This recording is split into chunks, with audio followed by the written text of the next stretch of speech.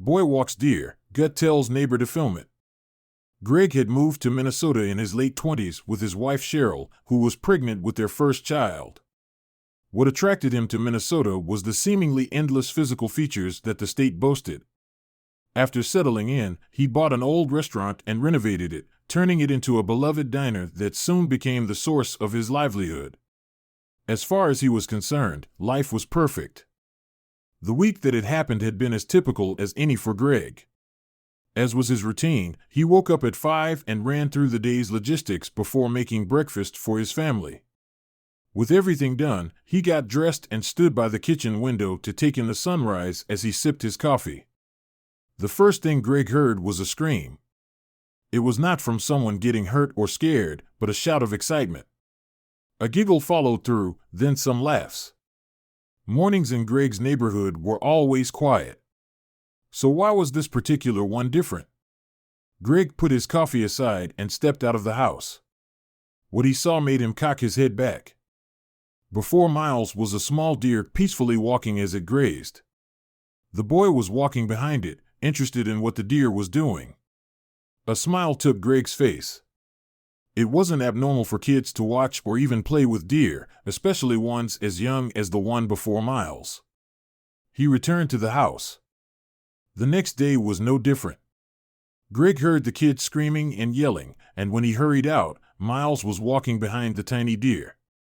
The rest of the week followed the same route, and although Greg didn't want to acknowledge it, he knew something bigger was happening.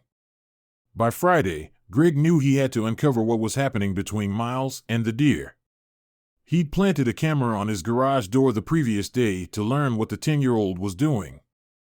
The camera footage didn't reveal anything that he didn't know already.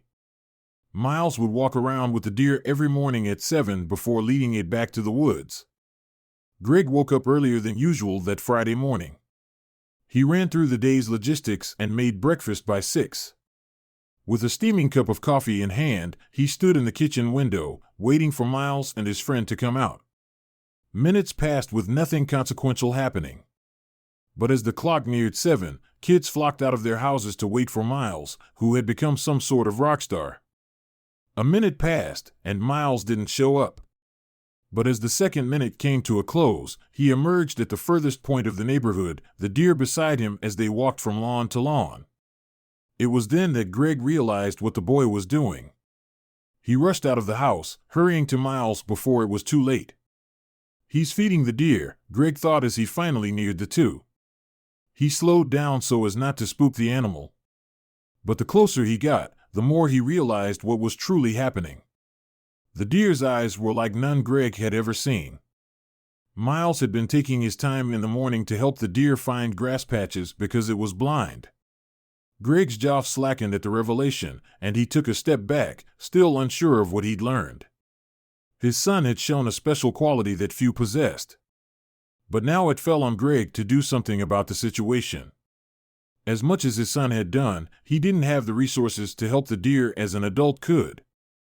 Greg decided that he would take matters even further. He would take the reins from here and get the deer the help it really needed. A week later, an IDNR-licensed wildlife rehabilitation group picked up the deer. Of course, Greg and Miles' parents explained everything to him, lauding him for his sense of duty and responsibility. They were worried the town's decision hurt him, but he assured them he was glad the deer would get the help she needed. With the deer rescued, Greg and Cheryl thought that they could relax. But they had no idea what their son was capable of. Just a few weeks later, he would come running into the house with something important to tell them. He'd explain the situation to them. It had to do with another deer. Their poor son couldn't help but try and help another deer in need. But it wouldn't be what they thought it was. His son was adamant that it was very important that they followed him. So they walked out to the road close to their house. Miles was clearly distraught, and they would soon see the reason why. But they could never have imagined what would happen when they decided to investigate their son's cry for help. As Greg got to the road, he saw what his son was talking about. There was a fawn lying on the ground. Greg's heart sank. He hoped the poor animal wasn't hit by a car. Either way, something was very wrong. He could see that the deer was sprawled out in a funny position. It was as if it was lying in a defensive position.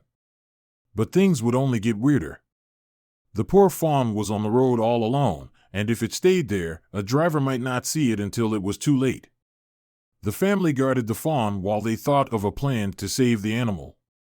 But the family had no idea what was coming up behind them. The family heard the sounds of rustling behind them. They turned to see what could be sneaking up on them, but they couldn't have foreseen what would happen next. Even though the likelihood of a predator being nearby was small, Greg decided to help the animal. He saw the pleading in his son's eyes and could never say no to him. But they didn't have many options. They had to think of a plan quickly if they wanted everything to end well. Greg approached the deer slowly.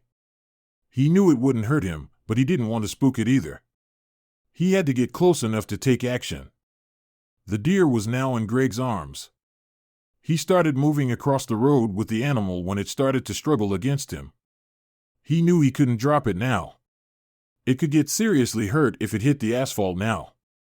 Greg didn't relinquish his grip and held on strongly until he made it to the other side of the road. He would make sure that the fawn got to safety. Greg turned around to face his would-be attacker, but saw something surprising. There was a doe standing behind him. It was clear what she was after, and he'd have to relinquish the fawn or suffer her wrath.